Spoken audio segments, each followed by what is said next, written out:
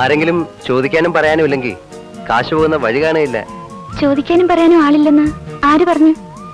ഉണ്ടോ? പിന്നില്ലാതെ.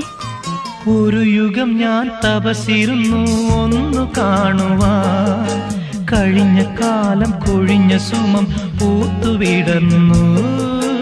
ഒരു യുഗം ഞാൻ തപസിരുന്നു ഒന്നു കാണുവാൻ, കഴിഞ്ഞ കാലം കൊഴിഞ്ഞ സുമം പൂത്തുവിടർന്നു.